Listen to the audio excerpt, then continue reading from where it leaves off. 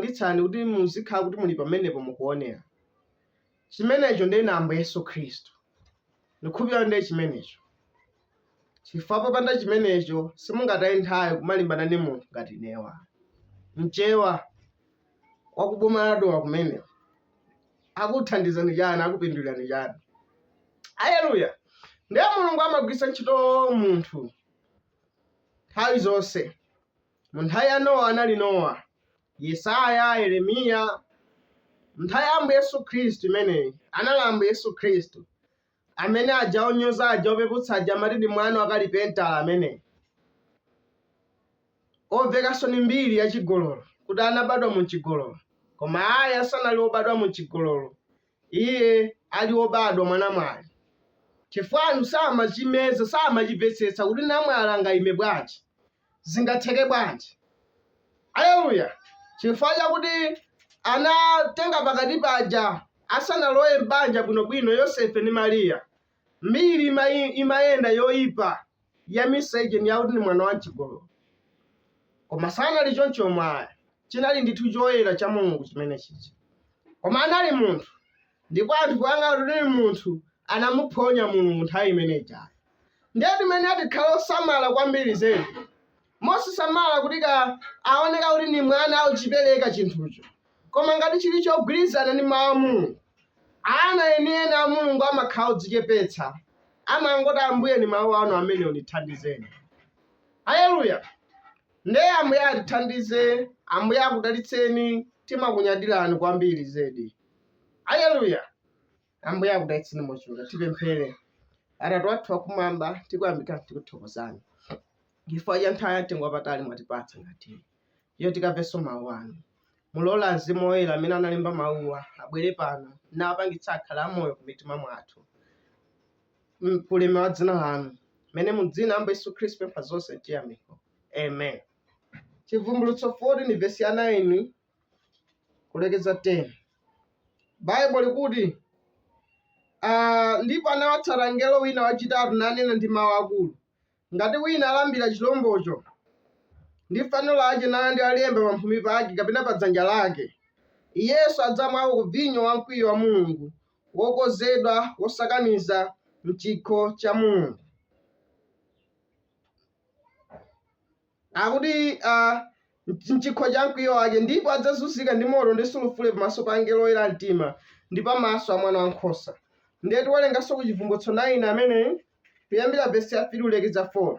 Bible likuti ndipo mu tsimo mudatuluka dzombe pa dziko, ndipo analipatsa ilo mphamvu monga zinkhanira za dziko zili ndi mphamvu. Ndipo ananena kwa ilo kuti lisayipse udzu wa pa dziko, kapena chabiriwiri chilichonse, kapena mtengo uliwonse, koma anthu amene alibe chisindikizo cha Mulungu pamphumi pawo ndiwo. Ndiye pamene tawerenga apa abwezi, titenga phunziro limeneli limene tikulipitiriza la chilemba cha chirombo ndi chisindikizo cha Mulungu, gawo namba 11 amene. Haleluya. Ndiye tinaona monga mwa nthawi zonse chimene chisindikizo cha Mulungu ndi chilemba cha chirombo chili, Satana amabweretsa zambirimbiri kuti awaphonyetse anthu alandire chenichenicho. Haleluya. Pali maganizo ambirimbiri, ma ideas ambirimbiri achimene chilemba cha chirombo chili. Ena amati ni katemera wa COVID-19, ena atchulapo ma idea wanzika. Haleluya. Ena amati ni sabata, zambirimbiri zimene anthu amayankhula. Koma yankho lolondola limene aligwirizana ndi Bible ili atero Atate kuchokera ku Genesis 4 Chivumbulutso. Ndipo yankho limeneli tikamapitiriza kuthenga wathu tichiona bwino lomwe imene tikhala tikuchizamirira chisindikizo cha Mulungu chimenechi. Haleluya. Ndiye mwa mneneri wa mbado amene akwaniritsa ulosi wa Malaki 4:5, William Marion Branham amene akutiuza ndendende monga mwa malemba mene chisindikizo cha Mulungu chili, kuti icho ni ubatizo wa Mzimu Woyera. Chilemba cha chilombo chimenechi ndiye kukana ubatizo wa Mzimu Woyera umene. Kuti munthu akati akana ubatizo wa Mzimu Woyera, pompopompo amakhala kuti he or she is marked into the kingdom of darkness. Haleluya. Ni mene zilili abwezi.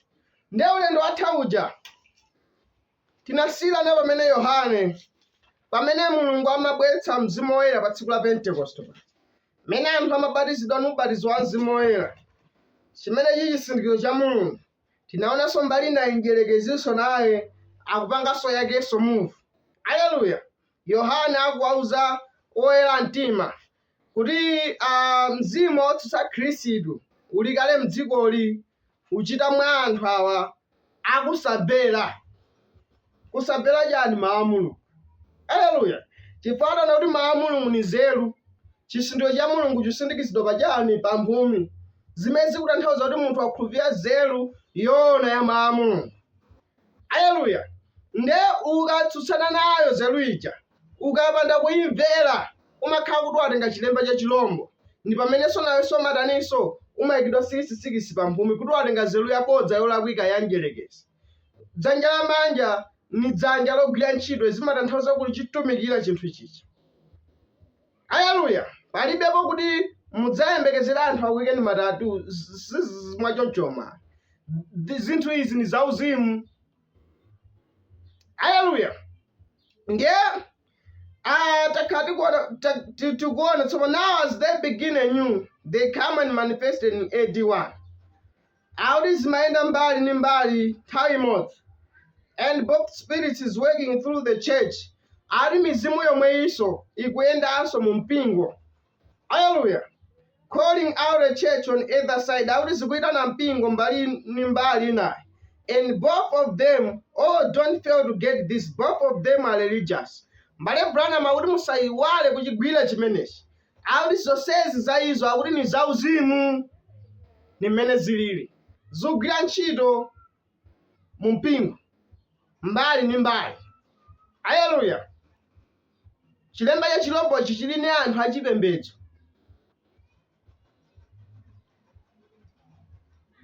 Anthu ake mungadziwe bwanji? Amakana mawu. Haleluya! Ambuye Yesu Khristu ati ni zipatso zawo mudzazindikira. Chifukwa simunganezona kuti ubatizo wa Mzimu Woyera uli mwa inuwo, numakana chimene mawu a Mulungu aunena. Mawu a Mulungu adalembedwa ndi Mzimu Woyerayo. Haleluya! Onsewo amene amalemba amachitidwa inspire, amadzozedwa ndi Mzimu wa Mulungu.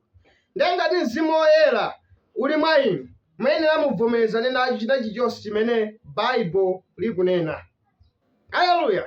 Ndiyani zachipembedzo? Mwina ena timaganiza kuti chimenechi nchipembedzo cha denomination, cha bungwe zili kunjako. Koma ngakhale umuthenga wa Brother Branham, haleluya, wakukhulupirira uthenga, tikupezeka kuti ni ena abe pakati pathu amene amachitabe makani, sabera chimene uthenga uyankhula za moyo wawo. Amapanga makani ngati Kaini chimodzimodzi. Haleluya! Kuyesera kuwusidwa muno ni muno, amangopitirirabe mukusaluzika kwawo. Koma na chipembedzo, uthenga wa spoken word anyamula, mabaibu anyamula, maudindonso asesa mu chalichi. Haleluya! Koma mukati muone moyo wawo mulibemo chipatso chabwino cha uthenga. Koma na chipembedzo. Haleluya! Ndiye ngati iwo amakana nzeru yabwino ya uthenga kuti ionetsedwe m'moyo mwawo, nawonso spiritually they are mad. Ali ni chilemba cha chilombo chimene chifukwa inu mangwang'ana matchalichi enawo. Haleluya! Koma tili nawonso pakati pathu ana a Kaini amene safuna kutenga mwathunthu chimene uthenga wawola okuyankhula za moyo wawo. Chifukwa zindikirani, ukana mawu ni ukana Mulungu. Mulungu ndiye mawu. Haleluya! Pachiyambi anali mawu, mawu anali kwa Mulungu, mawu ndiye Mulungu. Ndipo mawu anasanduka thupi nakhala pakati pathu. Mukakana mawu mukakana Mulungu. Ndiye nanu muli matchalichi koma mukana mawu. Mungu akhutitsidwa kuti ndife achipembedzo, ndife mpingo akuti abusa athu na akuti. Haleluya! Zimenezo sizikuthandizani. Chikuthandizani inu nulandira ubatizo wa Mzimu Woyera. Ndipo mukalandira ubatizo wa Mzimu Woyerawo munena ameni kuchita chilichonse chimene mawu a Mulungu uze ni mukhala akuchita mawu. Haleluya! Ndi Ambuye Yesu Khristu anachita chizindikiro china chilichonse ngati Mesaya ali pano pa dziko lapansi. Zonse zimene Bible lidakamba za iye Ambuye Yesu Khristu ku chipangano chakale, chimene Yesaya adanena ku Yesaya 9:6 kuti adzakhala wodabwitsa. Haleluya! Adzakhala Mulungu wamphamvu, ulamulo udzakhala pa phewa lake. Haleluya! zonse zokambidwa na aneneri za Ambuye Yesu Khristu zinakwaniritsidwa, ndipo ananena mneneri wamphamvu wa zozizwa ndi wodabwitsa, amene amachulukitsa nsomba, aleluya, amene amayenda pa nyanja, amene amatha kuyankhula ku mtengo kuti mtengo sudzabalanso, ndipo mtengo sudzabalanso, ngakhale akufa, ngakhale namondo akayankhula kuti namondo iwe ukhale bata, china chilichonse chimamumvera. Anali waulamuliro, aleluya. Koma tikuona kuti pakuchita zonse zija Afarisi amanyoza na Ayuda ena amatani wachiwanda amene nza Belezebule. Ndife amene timamulemekeza Yesu lero lino, koma mu nthawi yake Ambuye Yesu Khristu sanalemekezedwe, ananyozedwa, anatonzedwa, haleluya. Ndi Ambuye Yesu Khristu anawuza kuti mwana wa munthu akachidwa mwano nkotheka kukhululukidwa, koma Mzimu Woyerayo akabwera, haleluya, mukamchitira mwano yeyo simudzakhululukidwa, haleluya. Akuti simudzakhululukidwa mukamuchitira mwano ndani? Mzimu Woyera, haleluya. Nde timapeza kuti Mzimu Woyera amene atabwera pa tsiku la Pentekoste pamene paja anapangitsa 120 anali chipinda chapamwamba muja, haleluya. Ena anayankhula malilime muzilankhulo zatsopano, ndipo anthu anayankhula monyoza kuti ataonani anthuwa akhangati aledzera ni vinyo watsopano, haleluya. Brother Branham akuti pakunyoza choncho akuti anatenga chilemba cha chilombo, Brother Branham akutero, haleluya.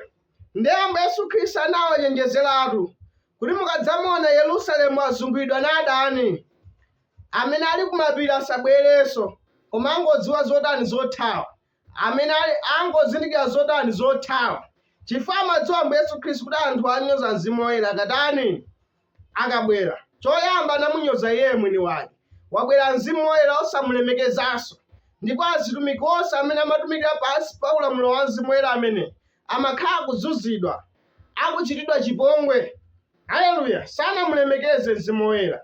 Ayuda ananyoza Mulungu, pakunyoza Mulungu adani awo anazungulira, anamuzungulira Yerusalemu, ndipo Ambuye Yesu Khristu anawachenjeza kuti mukamuona Yerusalemu ali choncho musabwerenso, mungodziwa zothawa. Ena amathawa, ena amakalowa mkachisi kapemphera kwa Yehova kuti Ambuye tithandizeni adani athu. Ndinu Mulungu amene matipulumutsa makolo athu akazingidwa na adani m'mbuyomo, koma Mulungu sanamvere, chifukwa anachitira mwano Mzimu Woyera. Ndipo timaona Tito amene Jemu wa ku Roma anawapha kumene kuja, haleluya, kunali magazi, ndipo pa Israeli paja panasandulika bwinja, panasandulika popanda kanthu, ndipo amene anapulumuka anathawira nakakhala ku kapolo kumeneko kumakazunzika. Chifukwa chiyani? Anachitira mwano Mzimu Woyera. Ndi Brother Branham akambanso za Amerika amene kuti Amerikanso achitanso chinthu ngati chomwecho, pamene Mulungu anapatsa mphatso imene magwira ntchito mwa Brother Branham, haleluya. Anthu amanyoza kumeneko. Brother Branham anali ndi mphatso ya Mulungu imene amazindikira zinsinsi za m'mitima mwa anthu mu mphamvu ya Mulungu, haleluya, yodabwitsa zambirimbiri zosaneneka. Anthu amanyoza poona zinthu zozizwa ngati zimenezo za Mulungu, amatani telepathy ni za m'malingaliro chabe zimenezo, haleluya. Ndipo nawonso Brother Branham akuti nawonso adani alandiranso chilemba chawo, ndipo Presbyterian amenewa anachitanso chimodzimodzi nthawi zawo zimenezi ma 1906 imene mu 07 kumayambiriro kwa 20th century imene, pamene Mulungu anatsanula Mzimu wake kachikenanso kwa Azusa Street kumeneko ku 1906, mene chitsitsimutso cha Mzimu Woyera chimayamba, haleluya. Kunali kuyankhula malilime, kunali machiritso auzimu, haleluya. Chija cha Pentekoste chinabwereranso cha Mzimu Woyera, koma iwo amanyoza zimenezo, amakhala akuziseka zimenezozo, haleluya. Kwa patapita nthawi patatha zaka 40 kenako numayenanso zona kuti tusweka mankhula malilime, tusweka machiritso auzimu. Taonani lero lino amene wawo akasisepika apuli Besreli aulowa nawonso kolankhula malilime, naonapo m'masukulu maujoyina zimenezi, aufuna machiritso auzimu amene, koma amene chimabwera pa nthawi imene amanyoza, haleluya. Koma it's very late. Nde anthu akakana chimene Mzimu Woyera auchita mosasamala kuti kali chipembedzo chemtundu wanji, amakhala kuti agwa mbali naye angelekezi. They have took the mark of the beast, ambuye akudalitseni. Atenga chilemba